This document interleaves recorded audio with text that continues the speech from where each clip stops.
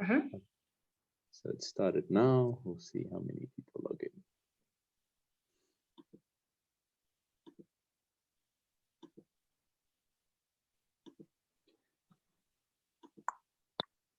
Evening, everyone. We're just going to wait a couple more minutes for a few more students to log in, and then we'll start.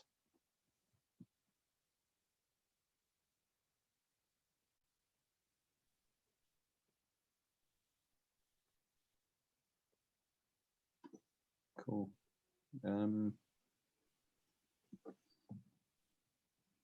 It's a couple minutes past. So, Shuresse, I'm just going to start, and if anyone joins late, they can just ask some questions at the end. Good evening, everyone. My name is Nico. I'm the Managing Director of Global Education. I'm going to give you the little speech that we've been giving at the beginning of every webinar. I'm sure you're tired of it, so I'll go through it pretty quick.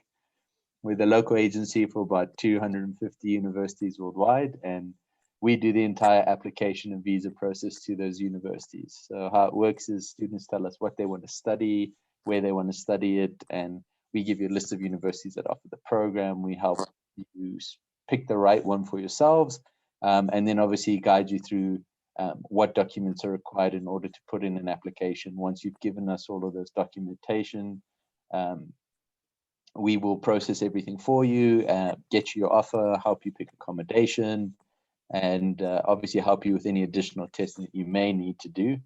But then from there, we also sort out your visa and make sure that you get there at the university on time and get settled in pretty well. So tonight we've got Shuresse from the Canadian High Commission. She's going to just be talking a little bit about Canada as a whole and why you should think about studying in Canada. It's going to be a bit of an informal presentation. Shuresse is going to talk to us, and then obviously we'll have a little bit of a Q&A session, and yeah, we'll take it from there. But I don't think tonight's session will be too long. So please feel free to ask questions at any point during the presentation. There is a Q&A section section down below at the bottom of the screen. So you can ask any questions in there during Shuresse's presentation, and I'll answer them in the background. Or you can ask questions in the chat section. So I'll answer in the background while Shuresse presents, and then at the end of the presentation, I'll ask the questions to Shuresse, and she can sort of answer them as well. So we'll have a light discussion at the end. Cool. Shuresse, I'm going to pass over to you. I'm just going to mute myself, and yeah, you can go ahead.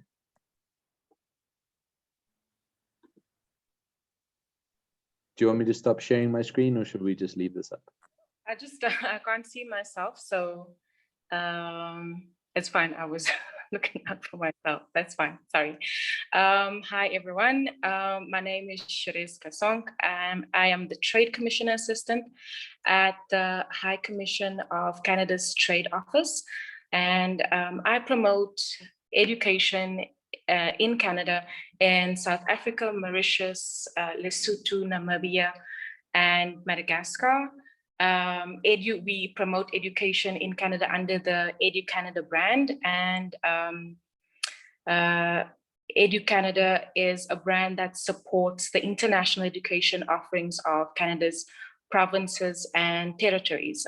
My aim basically, and how I approach promoting Canada is I like to share information with students that are already interested in looking for an education abroad. So I'm not trying to convince anyone or sell someone something that they are not looking for. So I'm trying to speak to students that are interested in an international education. So today I just want to tell you why we think Canada is such a feasible study destination option. Canada ranks first for best quality of life. Canada is one of the most multicultural countries in the world, with world-class universities, a universal healthcare system, clean cities, and friendly cities as well. Canada is a world leader in post-secondary research, outpacing most G7 countries on overall investment in research and development. As an international a student in Canada, there is work opportunities for you during and after your studies. 4 Canadian universities rank in the top 100 for employability. 8 Canadian universities rank among the top 200 in the world. So we are quite well known for the quality of education. So because a lot of students have been delayed in their plans of actually traveling to Canada and starting their studies, we actually have some virtual experiences that students can experience. If you go to the educanada.ca website, you can go to the website and then click on Live and Work in Canada, and then you click on Experience Canada, and then you can select the province or institution you would like to visit virtually, and you can take like campus tours and or what Canadian art or film, music experiences, anything that happens in Canada. You can still have that experience. So a little more about Canada. Canada has 38 million people living in 10 provinces and 3 territories. It is a very small population in comparison to the population of the other 4 largest countries in the world. Canada is not part of the United States. Canada is slightly bigger than the US. Canada covers approximately 10 million square kilometers of surface area and is home to breathtaking natural scenery from parks and glaciers. Canada will astonish you with its natural beauty. So Canada is diverse and inclusive, continually strives to be socially inclusive, respect human rights, provide economic opportunities for all Canadians. Canada was the first country in the world to adopt multiculturalism as official policy. Canadians understand that diversity is a strength. That is why international students are so important to Canada. They believe the learning process is mutual, so they are open to new cultures, languages, and knowledge.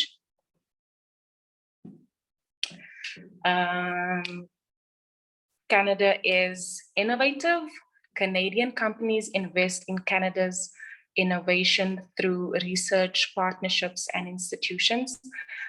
They also invest in students' future through co-op programs and paid partnerships. Canada offers a favorable environment for pioneer achievers in innovation. Universities and colleges are incubators for innovation. Canada is entrepreneurial and has 6 cities recognized as important startup ecosystems: Ottawa, Montreal, Toronto, Waterloo, Edmonton, Vancouver, and Quebec City. For example, Ottawa is home to a wide range of organizations that leverage big data for their products and services, including Shopify and Canada's financial intelligence unit, FinTrack. Gaming is very popular among students, and Montreal is the center for the Canadian gaming industry, hosting almost 35% of all gaming studios in the country. So that's a popular one. While classrooms have moved online, the quality of education remains unchanged. Nearly all Canadian institutions, whether at college or university level, have adopted their learning environment to accommodate a virtual setting in a synchronous and asynchronous mode. Canada's commitment to innovative and universal education has made us a leader in online learning and distance education. Okay, so what makes Canada so great? Canada ranks 3rd for education and 1st for quality of life. On a global scale, although home to just over 0.5% of the world's population, Canada produces 2.8% of scientific research internationally. Canadian cities have a competitive cost of living compared with other top ranking destinations. That's very important for kids wanting to study abroad. Highly ranked institutions, 8 Canadian universities rank among the global top 200. 3 Canadian MBA schools are in the top 100. Canadian colleges and universities perform an estimated 40% of all R&D in Canada, more than other OECD countries. Okay, so post-secondary institutions issue degrees, diplomas, certificates, depending on the nature of those institutions and the length of the programs.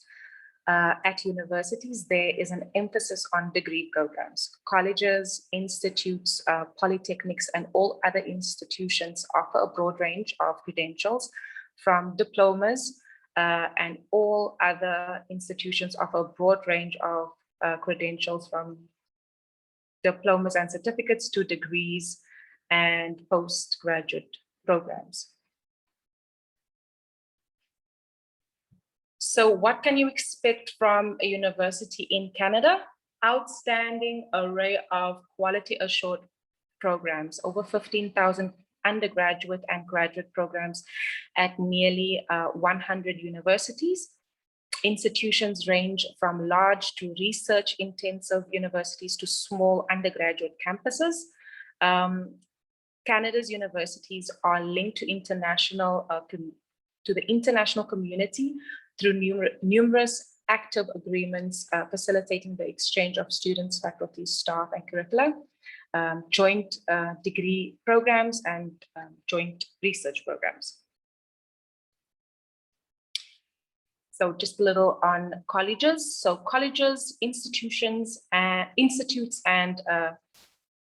Shuresse.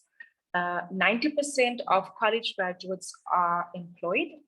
There are over 10,000 programs with varying lengths of required study that are offered nationwide. Programs vary from a few months to 4 years. Hands-on programs designed to meet the needs of specific industries and employers. That is why the employment rate is so low. High. So there is work opportunities after you graduate. 4 Canadian institutions ranked in the top 100 for employability. As I've just mentioned, on average, adults working full-time in Canada earn more per month than those in Australia, France, Germany, and the UK. I'm just gonna move on. I've got a slide on a notable alumni. So Elon Musk, the South African-born entrepreneur, founder of Tesla, studied at Queen's University, and Margaret Atwood, she's the author of The Handmaid's Tale, studied at the University of Toronto, and Eugene Levy studied at McMaster University. So, so where do you begin? It's a lot of information when you do your research, and you don't know where to start, especially if you don't know much about Canada. You would go to the educanada.ca website, and there you will find the tab that says find a university or college program. You can search by field of study, language of program, or the level of the program. It will also give you information of how much your program would cost. So this would help with your budget. And also it would give you information about entry requirements for an international student. So information about study permits, you would need the following information when you apply for your study permit: proof of acceptance from the approved designated learning institution, proof of identity, a valid passport or travel document, proof of financial support, and then a letter of explanation. This is very important for any documents that are missing in your application, maybe due to COVID or anything that is not, that is, like I said, missing in your application. So it's more of a, your study plan that would speak to why you are choosing Canada as a study destination, what your plans are for your studies, and how, and also including how you are going to come back to South Africa. On average, an international undergraduate program would cost about 32,000 Canadian, just over 32,000 Canadian, and a graduate program would cost about just over 19,000 Canadian. You will be required to get health insurance. Conditions and cost may vary on the level of study, the institution, and the province that you will be studying in. But if you go to the EduCanada website, the cost calculator would help you a lot with that. It would break down all the costs that would be related to your year of study. So a lot of questions that we get relates to scholarships. So there is a number of scholarships and bursaries available to international scholars and researchers. Scholarships and financial aid are generally based on academic merit. You may find scholarships available throughout your program based on your academic performance.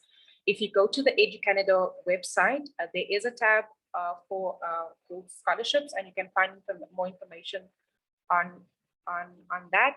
But I would advise, if you do your research and you find the institution that you want to study with,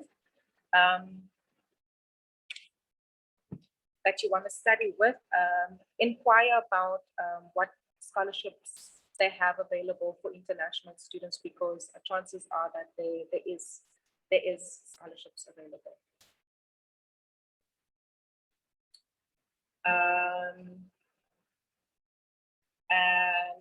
You can follow the EduCanada Facebook page for current information. You can go to the EduCanada YouTube channel for more information. You can go to the website educanada.ca, and for credential and evaluation, you can go to cicic.ca, and for visas and permit information, you can go to canada.ca, and there you will find up-to-date information about travel restrictions, DLIs that are reopening and allowing international students back into the country, as you may know. So each institution in Canada needs to have a COVID readiness plan. So they have to show that how they would take care of students coming into Canada, and if the plan is approved, then they are allowed to let students back in. So you can just check and see if your school that you are interested in has a DLI plan, and you can just liaise with them directly. And if you have any questions, I will share my email address. You can send me an email. I'm happy to connect you with Canadian institutions to give you more information. My email address is shuresse.kesonk@international.gc.ca.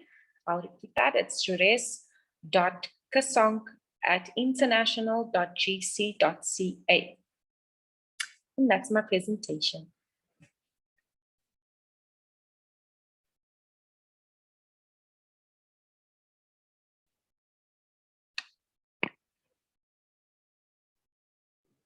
Thanks, Shuresse. Sorry, couldn't unmute there for a second. Thank you so much for your presentation. You did answer one of the questions that was asked during the presentation about scholarships, but whilst we wait for some students to type in some questions, can I just bring up some of the usual ones that have come up during the past Expo events that we've done? And obviously the main ones have to do with COVID, and obviously this would be a bit broad for you, but how have the Canadian institutions sort of handled the whole COVID situation for international students? So each institution are basically approaching it their own way. Most of them, like I mentioned before, are doing their studies online. In some provinces where the numbers are low, students are allowed to attend classes, maybe not a full week, but yeah. So for now, we are doing online courses, and you can start your studies online, and then I believe that all of your studies would still count when if you choose to one day apply for a permanent residency. Okay. We've got a question that's come in. I might be able to answer it, but I'll give my answer, and then obviously you can jump in. The student's asking, what is the average acceptance rate for universities? So in regards to the universities that we work with, we would advise a student before you put in the application after looking at your grades. So usually the acceptance rate is 100% with us, because we wouldn't advise you to apply to university where you don't meet the grades. But that's something that we can go into a bit more depth of if you want to put in an application. Shuresse, is there anything that you'd like to add to that question? That's a very good answer, Nico. I would also, it's so important to liaise with an institution directly, because each institution is so different, and they regulate, each province or institution have their own requirements. So it's so important to not just think that, you applied at this university and then you think it would be the same requirements for the next because it's in Canada. It is not. So best find the information from Global, because they work closely with the partners in Canada. So yeah, and the people, your liaison in Canada, to help with that information. Awesome. Thanks, Shuresse. Maybe something that we can touch on a little bit is postgraduate studies. We do get a lot of students that are interested in postgraduate studies. Are there any pitfalls that you would maybe recommend students be aware of before they think about applying to Canada, or should know prior to applying for postgrad in Canada? I would think because that it's easier to study a postgrad in Canada, and it's cheaper than an undergrad. I think that's about all that I can say about postgrad. We don't really get a lot of questions regarding postgrads. Okay, no problem. There's a couple of questions that have come in here, and I think they're both mainly for me, so I'm just going to answer them. But if you feel like there's anything you want to jump in on, please feel free to. So Kavita's asking, what are the qualifications required to study abroad?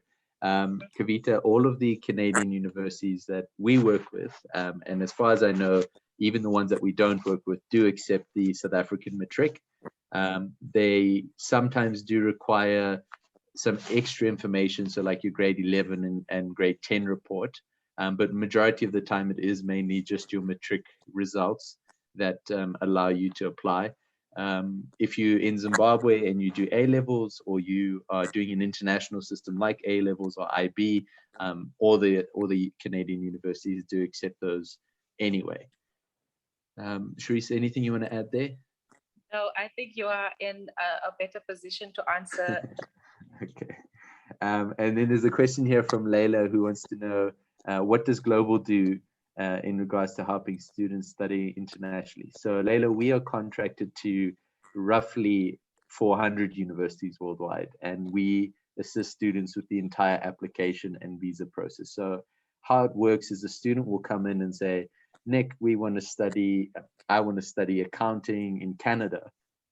Please, can you help me find a university that offers the program? And we will give you a list of universities that we work with that offer accounting. We'll tell you what's required in terms of your grades in order to apply. We'll tell you what documents we need from you in order to put in the application. Once you supply us with all of those documents, our team actually processes the application for you and submits it directly to the university. We help you get your offer. And once you've been fully accepted by the university, we also help you with your Canadian visa. So in fact, on Friday, we've got 2 students coming in to the head office who are going to be doing their Canadian visas with us because they've been accepted into 2 universities through us. So that's what we do for the students. There's 2 more questions that have come in here. Can I just also add, Nico, Sure. I think that, when students are, especially Canada, I feel like we're lacking on our brand awareness. A lot of students don't know much about Canada and what we offer, right? So when you are looking at studying abroad, especially in Canada, I would suggest to look at schools also that you have not heard of. Then, the famous Toronto or McGill or McMaster, right? Because it's all about the course also that you want to study, the experience in the province, and your budget. So look at schools that you also, just do your research and look at schools that you have not heard of before. And I'm sure that Global's got a list of partners that they are working with. So also what you can do is, and I've mentioned it before, you can go to the EduCanada website, and then if you type in the course of interest, it would give you an extensive list of all the institutions in Canada that offers that course. So you can actually work from that list and see who offers and where you want to live and how much that course is gonna cost. So I would just say, just do your research and look at institutions that you might not have heard of. Definitely. And just to add to that, that's something that we will do with students when they come in and say, which universities can we apply to? We generate that list actually from EduCanada and say which are the universities that we work with, in terms of we'll be able to help you with these universities directly because we have our own teams. But if you do want to go to a university that we're not contracted to, we'll still help you as much as we can. The only difference will be is that when it comes to the application process, you'll have to do that yourself. But we'll still help you as much as possible. But who don't you work with, Nico? I mean, I'm sure you work with all of them. Most of them. It's actually just the big ones that we don't, mainly because they don't want to work with agents. They get so many applications. So, but we still help. We've helped students go to British Columbia and McGill and Waterloo and all of those. So, yeah, we can definitely help students. I've got an interesting question here, Shuresse, from Kavita, and she wants to know, what are the requirements that a student would need to apply for a student loan? Is that possible for an international student? I don't think so. A student loan in Canada? Does she mean I'm assuming she's meaning funding from Canada. I don't think that's possible for an international student. Because one of the requirements when you apply for your visa would be to show that you can take care of yourself. So if you are applying for a student loan, you're already showing that you don't have the funding to take care of yourself. But you can apply. There is sponsorships. There's funding, financial aid through the school. There is scholarships through the school. So like we've said, go to the EduCanada website, go to scholarships and see what is available there, but also find out which school you want to study with and reach out to them and ask them what kind of funding is available to international students. But I don't think you can make a loan because then you won't get a visa. Yeah, as far as I know, the student would have to usually have secured funding from either a study loan option here in South Africa. I don't think you're able to do it as an international student in Canada. Yeah. Just to follow up, everyone. Yep. Go ahead. I will also I will ask the question at the office, and if it's anything different to what we have discussed, I will share it with you, Nico. Perfect. Just to follow up, if there is anyone who wants to apply to Canada or is thinking about it, obviously all our contact information is on your screen, so please feel free to send us an email and we can get the ball rolling. Or you want to ask a direct question to Shuresse, we can always put you in touch. Anyone who signed up for this event is actually going to be passed on to Shuresse so that she has your details. So don't worry about not being able to contact one of us. You will be able to contact us. Layla's asking, does having a visa mean that we can travel back home while studying? So for visa, Nico, I'm not the right person to speak to about visa. But yes, if you have a permit, I think you'd have an open permit where you can. Yeah, you've got multiple entries on your student visa, so you can come. Obviously, COVID permitting, you can come back and forth. Obviously, there are requirements that you can't leave during your semester. That's slightly frowned upon unless you have a valid reason. But you can travel multiple times back and forth from Canada in your home country. And if you are a student and your mom or your dad would like to help you set up in Canada, they can apply for a visa as well to help you set up. And then they need to come back. But I think they get a open permit as well. Yeah, I think they usually get a visitor's visa that has multiple entries as well. Yes. Awesome. Shuresse, I think that's it. I don't see any more questions coming through. I just want to thank you and the Canadian High Commission for being part of this. Obviously, it's always a pleasure having you guys on and having you at our expos in person. Obviously, this one's a bit different, but thank you for being part of this, and hopefully the next one is in person. But we will put any students interested in touch with you, if they have any questions. Perfect. Cool. Thank you so much for joining us. And thank you. Thank you, Nick. Thank you. Have a good evening. Thank you, everyone. All right, then. Bye. Good night. Bye.